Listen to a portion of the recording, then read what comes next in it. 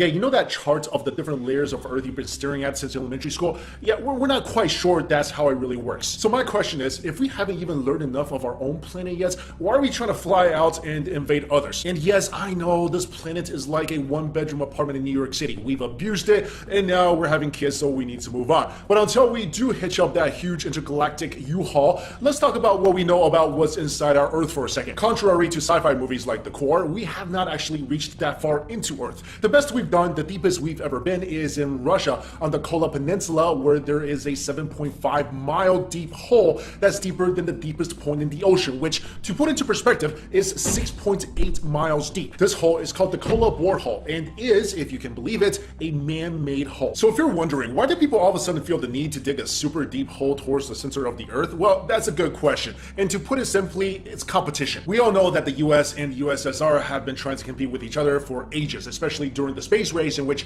both nations try to outdo one another in terms of space exploration supremacy. But little do people know that the space race wasn't the only thing the US and the USSR were rivals over. In the late 1950s and 1960s, while competing who could explore outer space the quickest, the Americans and the Soviets were also competing on who could explore within the Earth the quickest. As a result, both nations planned separate efforts to drill into the Earth's crust, each with the goal of drilling the deepest hole in the world, because apparently everybody in the government back then thinks they're five and on a beach. The American drilling project was called Project Mohole and was executed in the spring of 1961. The goal of the project was to drill into the Mohorovičić discontinuity, better known as the Mohole, which is the boundary between the Earth's crust and the mantle. The project wasn't so successful though, because just 5 years later it was cut short due to lack of funding. After that, well, I guess they just kind of gave up and let the Soviets win the drill race. The Soviets started their digging process in 1970, and with the help of the Interdepartmental Scientific Council for the Study of the Earth's Interior and super deep drilling, they were able to be much more successful and drill the deepest hole in the world, the Kola Super Deep Borehole. And by doing this, by drilling 7.5 miles downwards, they were able to make some breaking discoveries. One of the benefits of digging so deep into the Earth was that the Soviets were able to put geological theories to the test. One discovery made was that there isn't actually a transition from granite to basalt between 3 and 6 kilometers beneath the surface, as many scientists had originally thought. The basalt actually extended beyond the 12-kilometer point, which made scientists rethink their original theories about seismic reflection results. In other words, the Kola borehole led to the discovery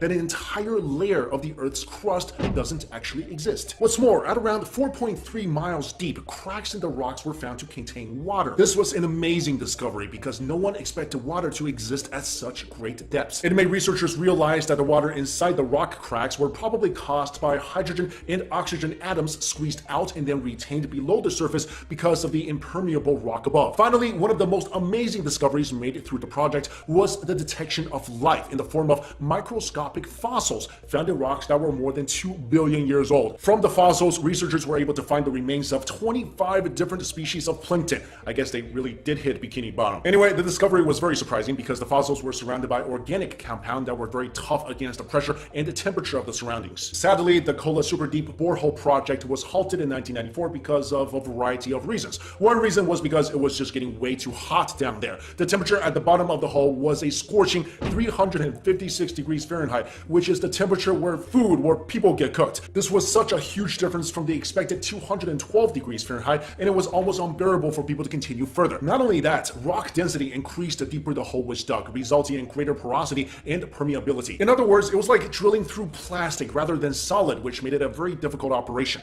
There are other hypotheses on why the drilling stopped. After the discovery of water within the hole, people started to believe that the hole was associated with the tale of Noah's flood, because it was believed that after the massive flood, all the water drained into subterranean sinkholes. Scientists previously questioned how the flood could have possibly existed if rocks weren't, full of holes, and that they didn't know where the water went. And because of this discovery, many people believe that this is additional proof that Noah's flood story was not merely a tale. And besides the whole flood thing, there were persistent rumors that scientists were getting scared, that they would drill through hell, and that they actually heard screaming from tortured souls. I mean, that would be my number one reason to stop drilling. Anyway, today, if you want to go into the hole, and I don't know why you would, it's not possible because it's now bolted shut and completely inaccessible. In fact, the whole area surrounding the hole is completely out of use. But you know what is really crazy?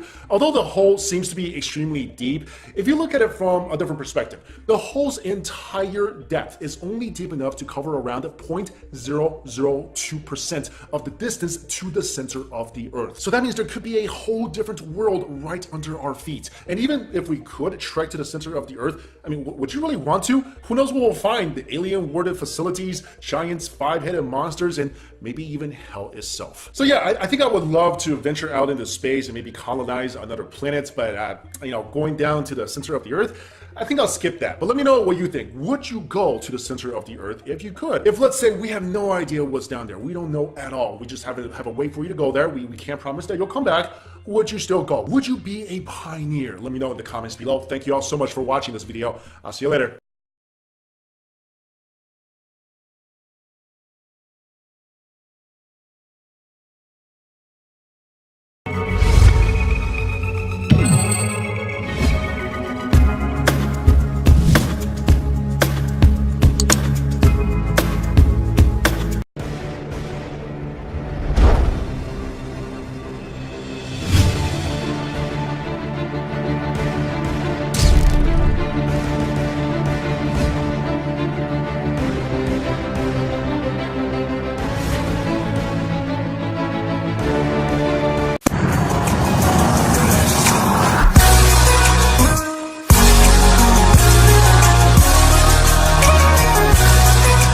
Yeah, you know that chart of the different layers of Earth you've been staring at since elementary school? Yeah, we're not quite sure that's how it really works. So my question is, if we haven't even learned enough of our own planet yet, why are we trying to fly out and invade others? And yes, I know this planet is like a one-bedroom apartment in New York City. We've abused it, and now we're having kids, so we need to move on. But until we do hitch up that huge intergalactic U-Haul, let's talk about what we know about what's inside our Earth for a second. Contrary